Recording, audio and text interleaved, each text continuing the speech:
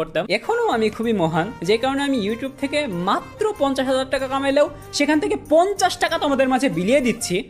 তো তোমরা একটু কমেন্টে লিখে দিও যে জিহাদ ভাইয়া তোমার মতো মানুষ হয় না, তুমি খুব মহান, তোমার মনটা অনেক ভালো, এগুলো একটু লিখে দিও, পড়তে ভালো লাগে। তো গাইস চলো এখন আমরা চকলেট খাবো।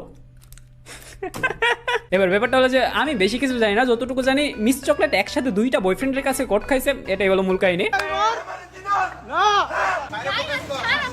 চকলেট ডাবল টাইমিং করা ধরা খাইছে।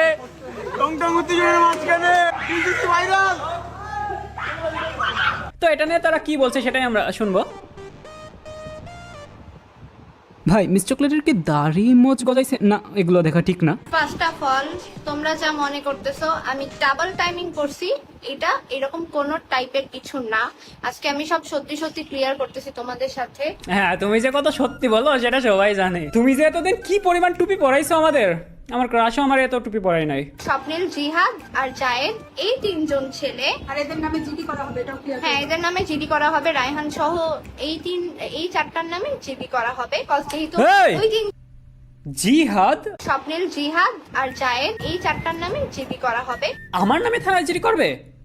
হ্যাঁ করো, আমিও দেখে নিব। হেই গাইস, খুব তাড়াতাড়ি আমার হাইকোর্টের ভ্লগ আসছে, winning case against miss chocolate. করো আমার নামে মামলা, কন্টেন্ট পেয়ে যাবো আমি আরো 4টা। আচ্ছা মিস চকলেটের সাথে এই ছেলেটার আগে রিলেশন ছিল, এখন নাই, ব্রেকআপ হয়ে গেছে। কেন ব্রেকআপ হয়েছে সেটাই আমরা এখন শুনবো। নর্মালি দেখা যায় একটা ছেলে একটা মেয়ে ঘুরতে গেলে তখন হইলো ছেলেটা বিল পে করে আর মেয়েটা হইলো এমনই। বাট রায়হানের সাথে যা হইতো, আমি যতই ভিডিও বানাইতে যাইতাম বা যতই আমরা ঘুরতে যাইতাম, যতই যাই হইতো, ভাই লিটারালি ট্রাস্ট মি, এমন একটা দিনও দেখাইতে পারবে না যে ও বিল দিছে। ওহ ওয়াও, মানে ওর বয়ফ্রেন্ড বিল দেয় নাই দেখে ব্রেকআপ করে দিছে।